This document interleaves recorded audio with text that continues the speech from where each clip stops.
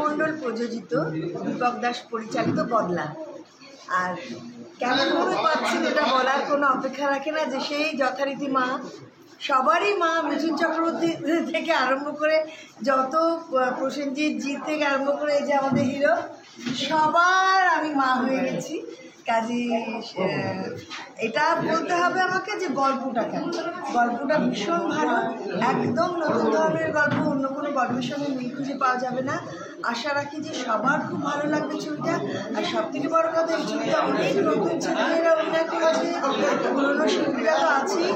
আর ডিরেক্টরের এটাই কৃতিত্ব যে নতুন ছেলেমেয়েদেরকে অভিনয় করিয়ে নেওয়া, এবং তারা যে এত ভালো অভিনয় করেছে দর্শকরা ভাবতেই পারবে না যে তারা নতুন না পুরনো। মনে হবে যে অনেক দিন ধরে তাদের অভিনয় করেই চলেছে, অভিনয় দক্ষতা এমনই তাদের। তো আশা রাখি যে সবার খুব ভালো লাগবে। আর বাংলা ছবি সবাই দেখুক। আর দর্শকদের প্রতি এটা বলবো আপনারা অবশ্যই দেখবেন, খুব ভালো লাগে। দিদি যেটা বললেন যে আপনি যেমন মিঠুন চক্রবর্তী থেকে শুরু করে বুম্বাদা থেকে শুরু করে প্রত্যেকের সাথে কাজ করেছেন, এমনি পাশাপাশি নতুন যে ছেলেটার সঙ্গে কাজ করলেন, যদি একটু শেয়ার করেন এবং পরিচালকের সঙ্গে কাজের যদি একটু এক্সপিরিয়েন্স শেয়ার করেন। তোমার নামটা আগে বলো। নমস্কার, আমি জয় অনুভব, এবং উনি শুধু আমার এই ছবিতেই নয়, আমার আরও একটি ছবি যেটা এখনো রিলিজ হয়নি, সেটা খুব শীঘ্রই রিলিজ হবে, যার নাম আমি এখনই রিভিল করতে চাই না। উনি ওখানেও আমার মা ছিলেন, এখানেও আমার মা, এবং ওনার আশীর্বাদ নিয়েই আমি বলছি যে আমি অভিনয় করেছি, এবং আশা করছি যখন আপনারা হলে ছবিটি দেখবেন আপনাদের আমার অভিনয় পছন্দ হবে। তো সেটাই বলছি যে চিতা ছবিতে মিঠুন চক্রবর্তীর মা, জোর ছবিতে জিতের মা, ঘাতকে কোয়েলের মা, গ্রেপ্তারে প্রসেনজিতের মা, সাবরুজিনে যিশুর মা, রোজিনে রচনা ব্যানার্জির মা, বিদ্রোহিনীতে ঋতুপর্ণার শাশুড়ি, কামবাটি ঋতুপর্ণার মা, আর জয় অনুভব, এরা তো রয়েছে। আরও নতুন নতুন ছেলেমেয়েরা যারা এখন হিরোইন করছে, প্রত্যেকেরই প্রায় মায়ের ভূমিকা অভিনয় করার অভিজ্ঞতা আমার রয়েছে। তো এটুকু বলবো যে এখনকার ছেলেমেয়েরা ভীষণ সুন্দর অভিনয় করছে, এবং তাদের শেখার এত অদম্য আগ্রহ, আমি তো ভেবে অবাক হয়ে যাই যে এত মানে যে কোনো কিছু জিজ্ঞেস করে নেয় যে দিদি এটা কেমন, এই যে একটা শেখার চেষ্টা, সেটা আমার খুব ভালো লাগে। পরিচালকের সঙ্গে কাজ করে কেমন লাগে? পরিচালকের সঙ্গে এর আগেও কাজ করেছে, খুব ভালো লেগেছে।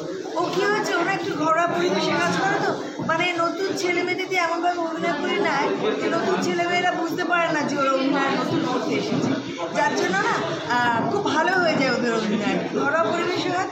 তো সেটাই আমি নম্বর দেবো বেশি ডিরেক্টরকে, যে ও নতুনদের দিয়ে খুব ভালো কাজ করিয়ে নেয়, আর আমার তো খুব ভালো লেগেছে কাজ করে।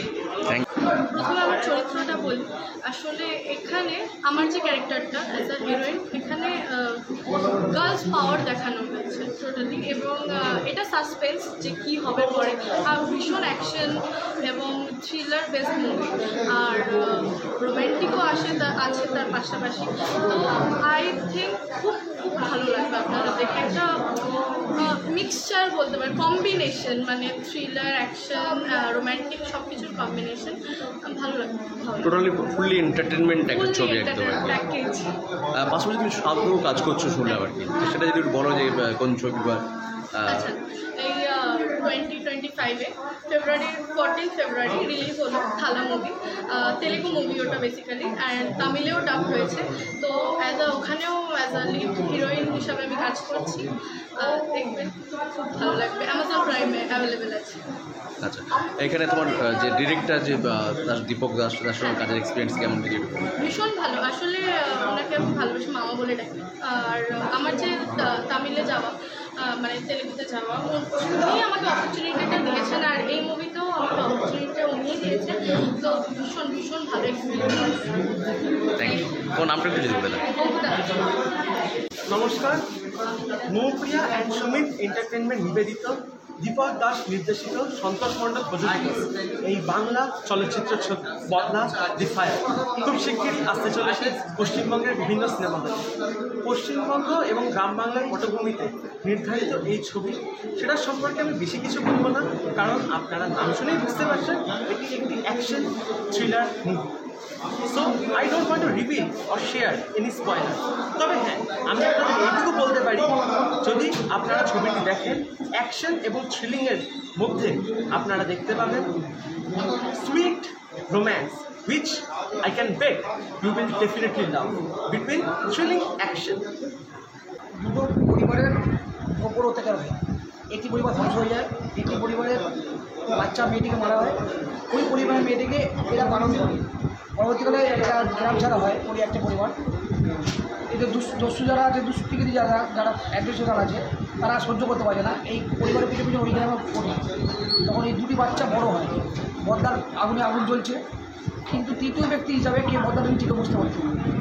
পুলিশ কমিশনার এসে তদন্ত করতে পেরেছিল, তখন দেখছে যে দুই ভাইয়ের মধ্যে কেউ না কেউ হয়তো বদলা নিচ্ছে, যেহেতু বাবার বা শাশুড়ি বা শ্বশুরকে মারার পর মারা হয়েছিল, বা এদের কারা মারছে কেউ জানতে পারছে না। ইন্ডিপেন্ডেন্ট দেখা যাবে যে তৃতীয় কোনো এক ব্যক্তি বা কোনো মহিলা বা কেউ ওদের মারাটা করেছে।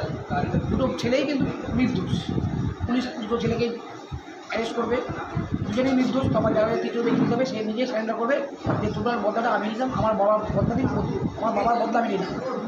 এই হচ্ছে গল্প ছিল। অভিনয় কে কে করেছে? অভিনয় করেছে মার চরিত্র, বাবার চরিত্র অভিনয়জি সত্যনাজি, পুলিশ কমিশনার হচ্ছেন সুদীপ মুখার্জি, রাহুল বর্মন একটি পরিবারের যে নায়িকার বাবা ছিলেন, উনি সম্ভবত মারা যান। ছবি রিলিজের দিকে প্রায় ছবি এন্ড এবং প্যাচওয়ার্ক কিছু আছে, সেটা করে যেটা পছন্দ বাকিয়েছে। মিউজিক মিউজিক সুজিত সাহা, গান করেছে সুযোগ অমিত, আর তোমার সরি চক্রবর্তী, আর সুযোগ অমিত। কটা গান আছে? 3টে গান। বিজিএম কি বলে? বিজন সুজিত সাহা। আচ্ছা, কবে নাগাদ রিলিজ করার ইচ্ছা আছে? August 10, September 1 all release. Thank you. হ্যাঁ, নমস্কার, আমি সুজিত। প্রথম কথা হচ্ছে দুর্গার সঙ্গে অনেক দিনের পরিচয়, এটা নিয়ে 3-4টে কাজ করতে যাচ্ছি। আর যেটা হয় আর কি, মানে ছবি শুরু হওয়ার আগেই তো আমাদের আলোচনা করা হয়েছে স্ক্রিপ্ট নিয়ে, গল্প নিয়ে, সেই রিগার্ডিং গানগুলোকে প্লেস করা হয়েছে। খুব ভালো লেগেছে, দুর্গা এমনি খুব ভালো মানুষ, কোঅপারেটেবল। তিনটে কী ধরনের গান থাকছে? তিন ধরনের গান আছে, একটা তো রোমান্টিক সং আছে, একটা স্যাড সং আছে, আর একটা আইটেম সং। 3টে গান আছে ছবিটাতে। আশা করি আপনারা শুনবেন, ফিডব্যাক দেবেন। আমরা তো আমাদের তরফ থেকে গিয়েছে কারা গিয়েছে? হ্যাঁ, এখানে গানগুলো গিয়েছে শৈলী চক্রবর্তী আর সুজয়কে তো আজকে দেখতে পাচ্ছি না, শৈলী তো আছেন পাশেই। ওদের গান নিয়ে কেমন কী লেগেছে সেটা ওরাই বলুন। আর আমরা খুব এফোর্ট দিয়ে কাজটা করেছি সবাই মিলে, মানে একটা মিউজিক্যাল টিম। তো আশা করি মধ্যে একটা কমার্শিয়াল ঘাটতি ছবি, সবার কাছে খুব ভালো লাগবে। আমার সাথে আমার ছবি আমি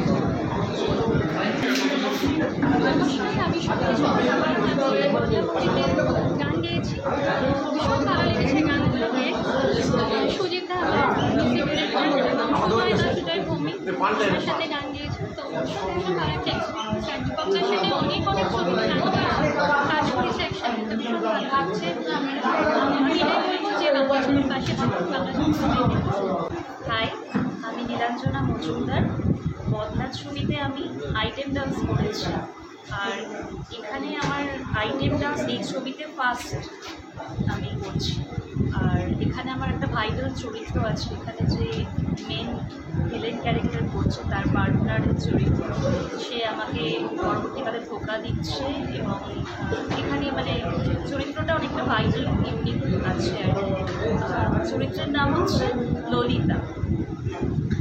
আইটেম ডান্সটা আমি আশা করব যে আগামী পুজোতে রমরমিয়ে চলবে, মানে দর্শকদের উদ্দেশ্যে পুজোর প্যান্ডেলে এই আইটেম ডান্স বাজবে। একদম একদম। আমার নাম হচ্ছে বাপি, আর ওর নাম হচ্ছে মিঠুন পাল। আমি মধ্যমা থাকি। আমি ইন্ডাস্ট্রিতে 18 বছর ধরে অভিনয় করছি। এই অভিনয় করতে সবচেয়ে আমার বড় অ্যাচিভমেন্ট হচ্ছে উদিত পাল, যে আমার দাদা, তার আশীর্বাদে আজকে আমি এত জায়গায় আসতে পেরেছি। এখানে যে ক্যারেক্টারটা, সেই ক্যারেক্টারটা ভিলেনের ক্যারেক্টার, মেন ভিলেনের ক্যারেক্টারটা করছে। আমাকে দীপক দা হঠাৎ একদিন ফোন করে বলছে, বাপি এরকম একটা ক্যারেক্টার আছে, করবে? তার নাম কোথায়? বলে আমার এখানে কাজটা হবে, তুমি আসো।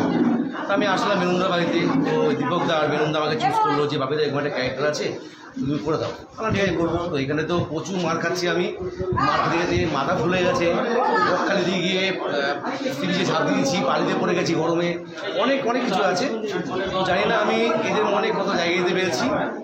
তো একটা কথাই বলছি দর্শকদের, আপনারা দেখুন, সিনেমা হলে বইটা দেখুন, দেখে আপনারা বলবেন যে আমি আপনাদের অনেক কত জায়গায় দিতে পেরেছি। তো আমি অনেকটাই ছোটো ইন্ডাস্ট্রিতে, তো আমি অভিনয় জগতে গিয়ে বিভিন্ন প্রোডাকশন হাউসে গিয়ে দরে ঘুরেছি কাজের জন্য, বিভিন্ন হাউসে। নাম বলবো না, টোটাল প্রোডাকশানে ম্যাক্সিমাম প্রোডাকশানে গিয়ে আমি কাজের জন্য গেছি যে আমাকে কাজ দাও, কিন্তু কোনো প্রোডাকশানে আমি কাজ দেয়নি। এই কাজটা আমাকে দিয়েছে একমাত্র দীপকদা, যে দীপকদা আমাকে জাস্ট ফোনে পরিচয়, যে দীপকদার সঙ্গে আমাকে ফোনে পরিচয়, দীপকদা দেখে আমাকে কাজটা দিয়েছে। মেনুনদা আমাকে চুজ করেছে এই কাজের ক্যারেক্টারের জন্য, তো আমি দীপকদা মেনুনদাকে জানাই সব। আর সবচেয়ে আমার যে প্রিয় দাদা অভিজিৎ পাল, তাকে আমাকে জানাই অজস্র ধন্যবাদ এবং ভালোবাসা, তার আশীর্বাদে আজকে এই জায়গায় কাজ করতে পেরেছি।